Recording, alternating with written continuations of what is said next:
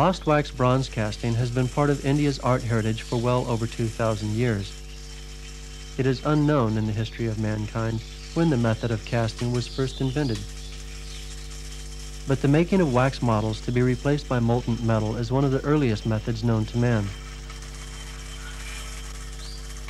In India, legend has it the process was an accidental discovery after a forest fire.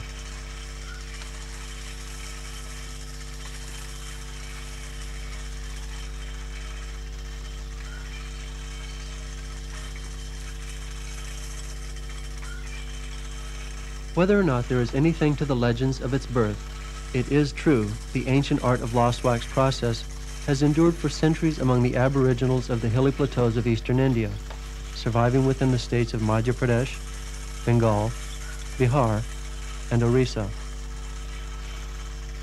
The All India Handicrafts Board has coined the term Dhokra after a tribe from Bengal for this tribal handicraft. The Dhokra tribe used the lost wax process to produce votive figures and items of household utility. Since then, the term has stuck and covers all the tribal artifacts produced by this process in India, regardless of actual origin. Records in India suggest the real origins lie with the Gadava tribe of Madhya Pradesh. From there, the craft seems to have migrated to the Chotanagpur plateau of Bihar, then on to Bengal and Orissa. Today, Dhokra art is practiced in all 4 states and is essentially a folk art.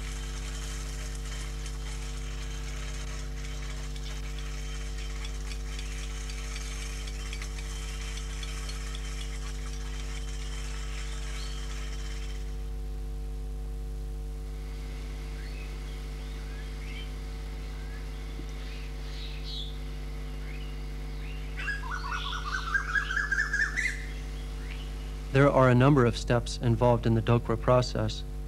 Ferrous soil from termites' anthills is transported by bullock cart to the workplace, where it is then crushed and sifted.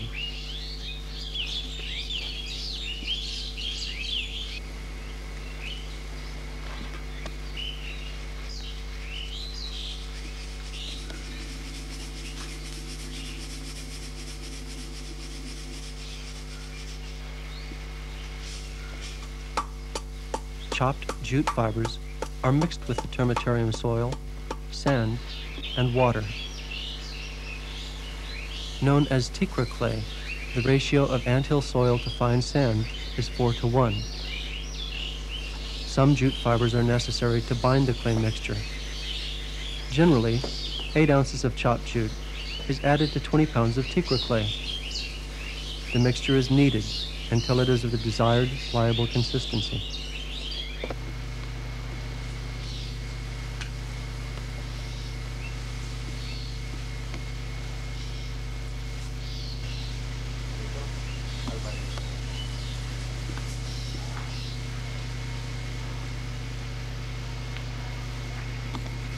Sometimes, the core of the sculpture is hollow, filled with husks of paddy, which are eventually taken out when the clay dries.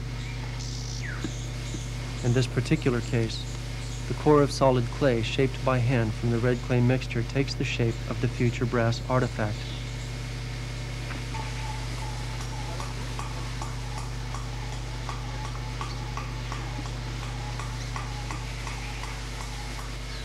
Motifs are mostly drawn from folk culture: horses, elephants, human heads, fish, snakes, lamps, containers with lids, and lampstands, some very intricate.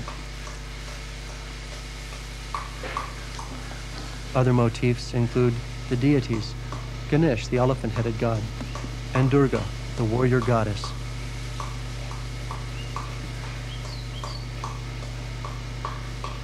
Of late, utilitarian articles such as candle stands, ashtrays, and pen stands are also being made.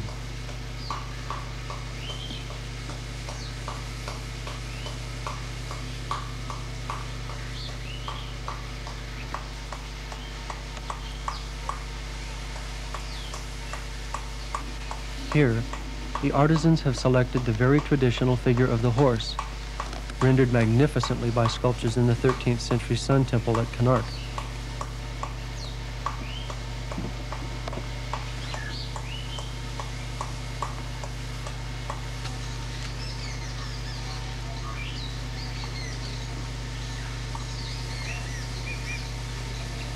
These particular artisans come from the Denkanal district in Orissa. The two young men create the artifacts, while the fathers sanctify the final product through the firing. In a very traditional manner, the art remains within the family.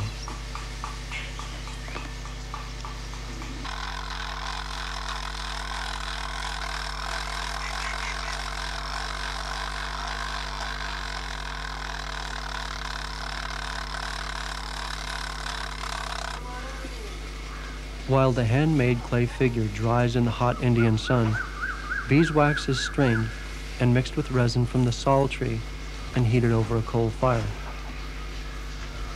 The wax is often kneaded with mustard or groundnut oil before heating.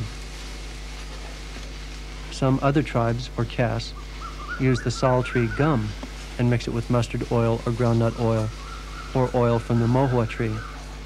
These tribes, however, do not use the process we will see later to make the wax strands, but simply roll the wax with their hands. The Dokra craftsmen here used wax mixed with resin from the sal tree.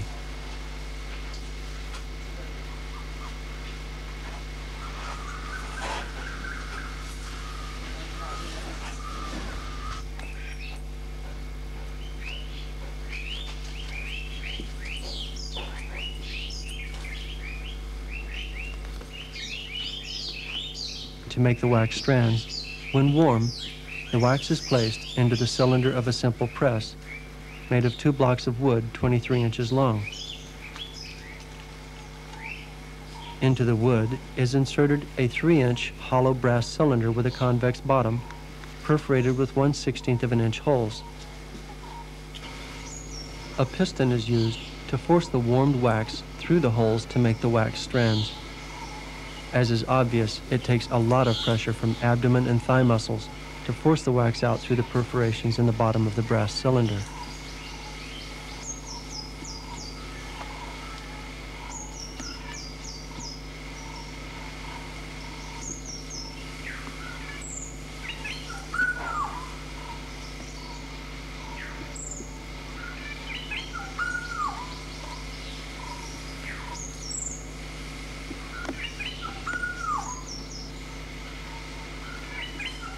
Nothing is wasted that can be used later.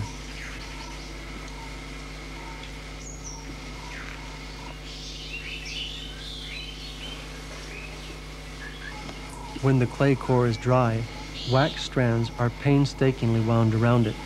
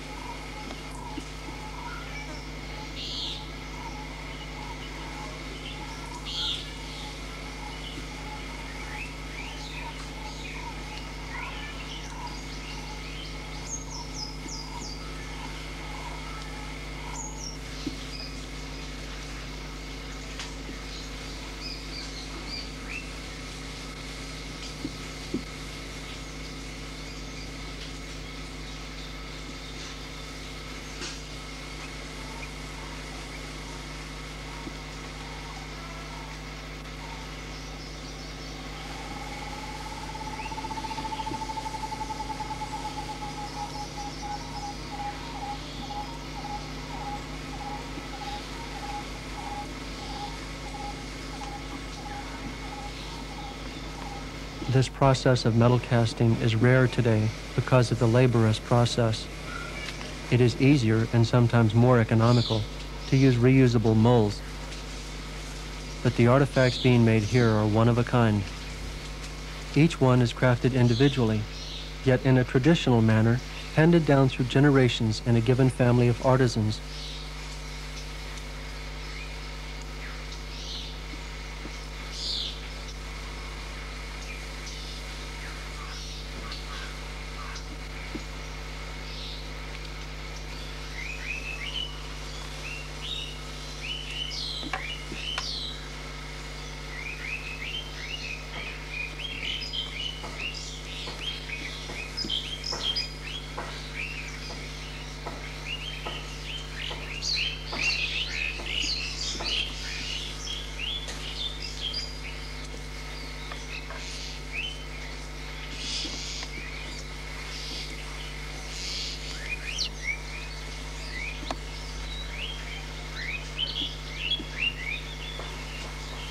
Mustard oil helps keep the wax strands pliable.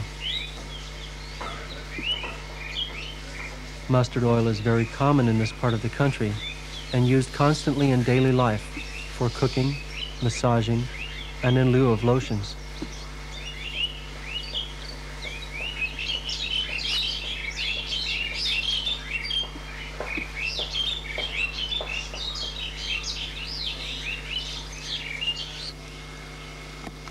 After the core is covered with wax, the detail work begins.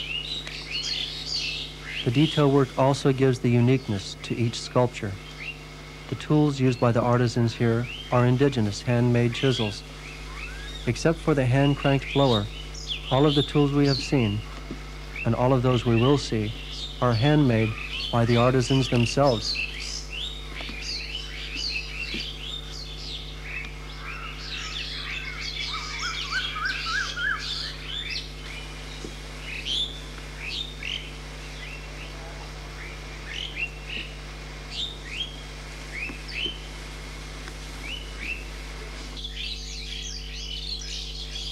By now, the replica is the exact size of the finished piece.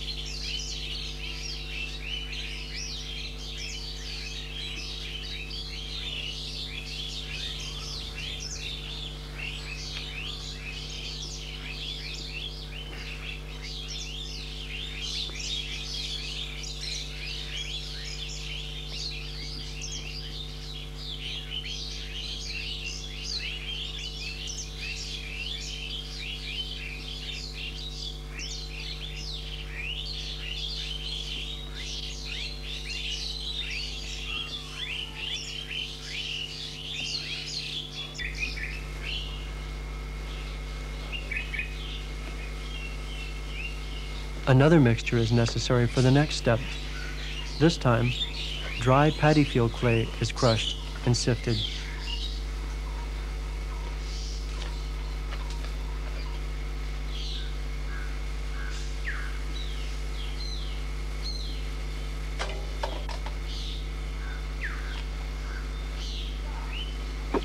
The paddy field clay is much finer than the anthill clay and sifted through a cloth.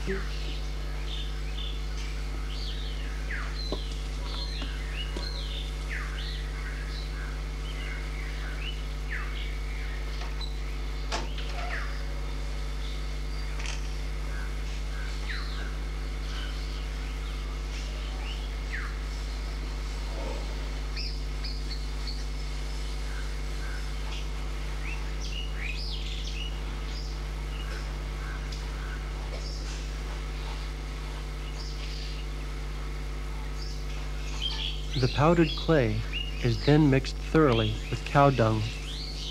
Of course, the cow dung is carefully strained through straw to remove any large fibers. The ratio of clay to cow dung is 5:1, and the resultant clay has a fine texture that will not destroy the shape of details in the soft wax when the clay is gently but firmly pressed around the wax sculpture.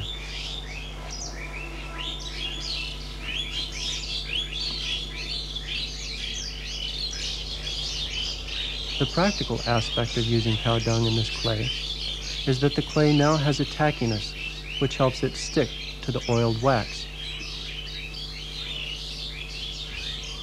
But another consideration for the sculptor is the sanctity of cow dung, which is always used to bless any new structure.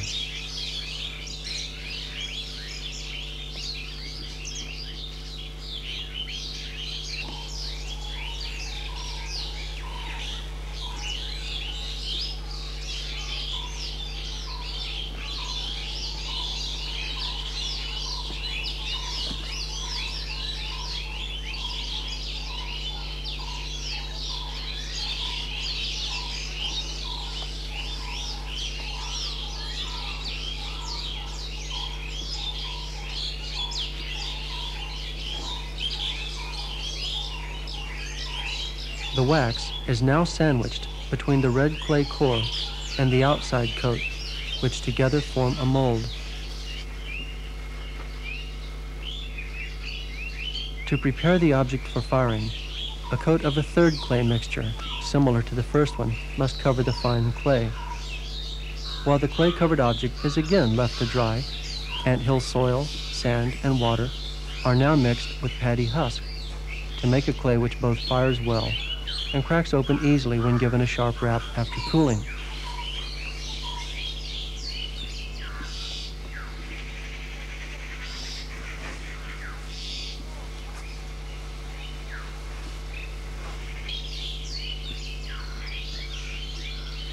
It is necessary to dampen the surface of the object before applying the new formula, which is packed around the mold to form a fireproof case. But how will the brass get in? A wax rod is attached to some part of the sculpture, in this case, the tail of the horse. Passing through the clay, the rod forms a channel to link the mold inside and the chamber which will hold the molten brass.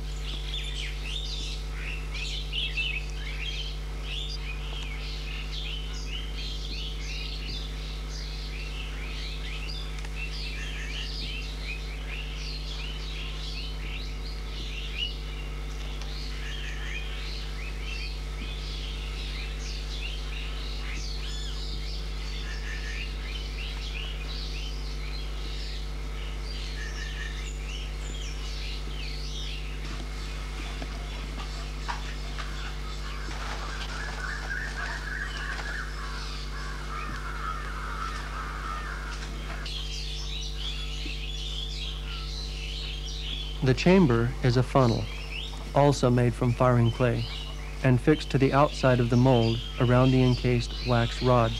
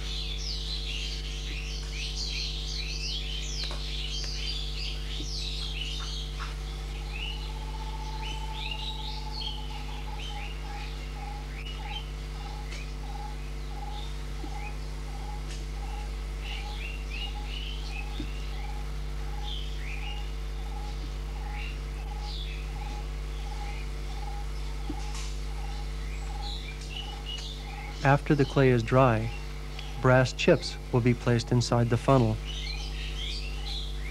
Brass is scavenged from old broken brass utensils and scraps from previous firings.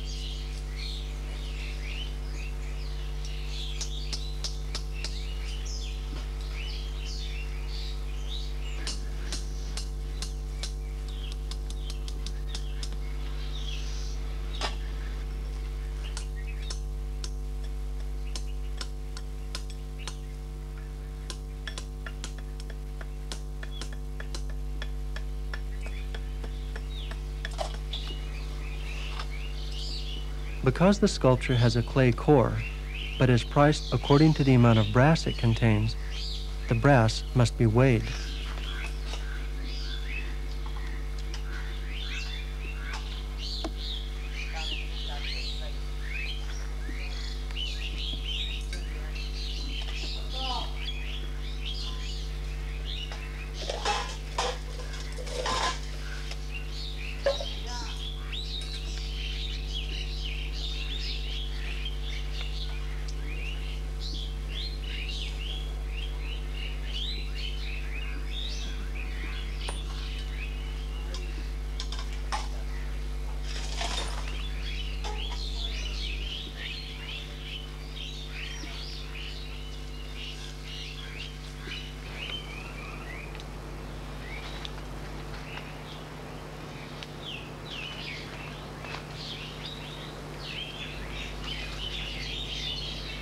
Occasionally, a small mixture of zinc and copper is added with the brass.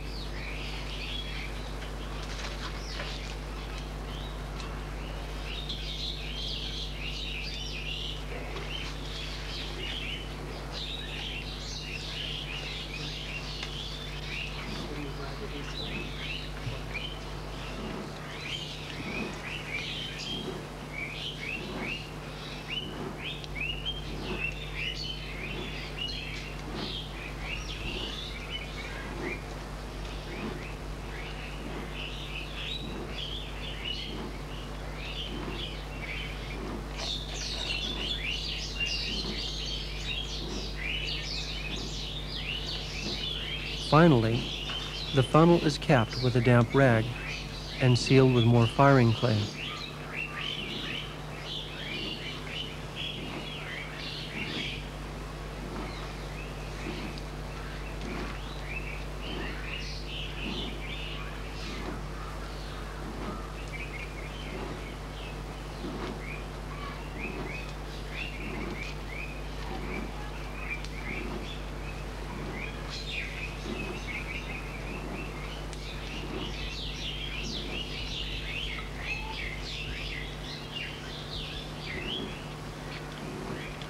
The clay must be completely dry throughout before firing.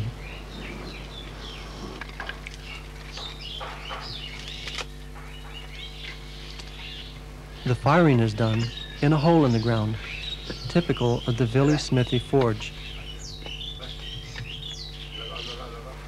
Fuel comes from the woods and is sometimes mixed with charcoal. At other times, wood is burned to form charcoal. Goat hide bellows have traditionally been used to stoke the fire, but goat hide is gradually being replaced by the more modern hand-operated mechanical air pumps. In either case, the air is blown into the furnace through a slant hole made in the floor. A bamboo pipe often connects the base of the furnace with the bellows.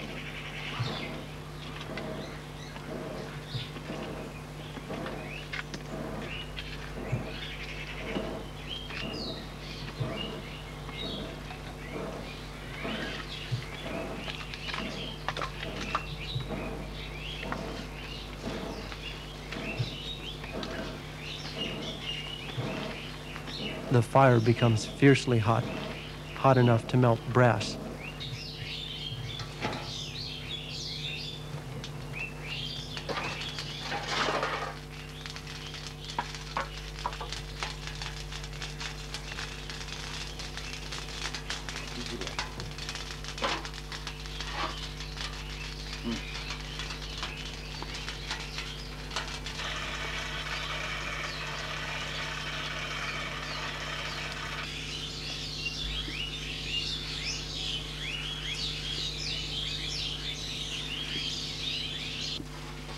When the wax burns up, the residue is absorbed by the porous clay shell. Hence, it is called the art of lost wax casting.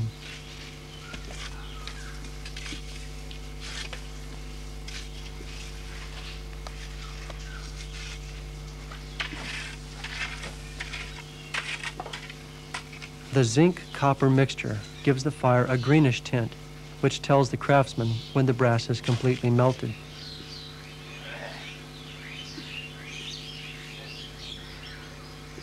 Water sprinkled on the hot, dry clay causes the outer shell to fracture and break open easier.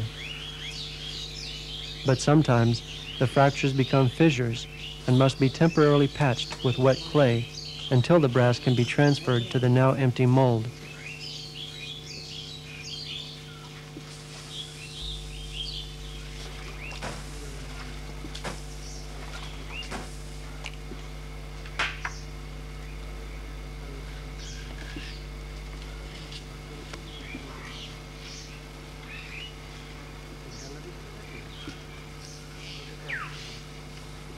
Bamboo tongs, smeared with wet clay, are used to remove the hot assembly from the fire. But having been just removed from a 1,000-degree fire pit, The piece is hot enough to cause the treated bamboo to catch on fire.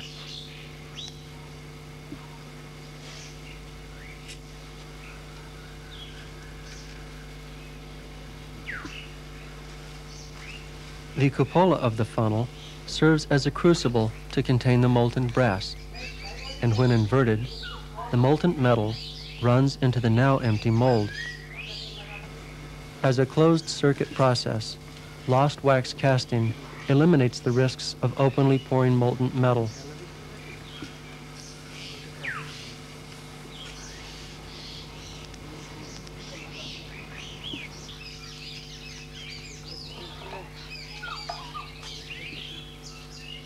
Although the outer shell breaks away easily, care must be taken to remove the hard inner shell without damaging the sculpture.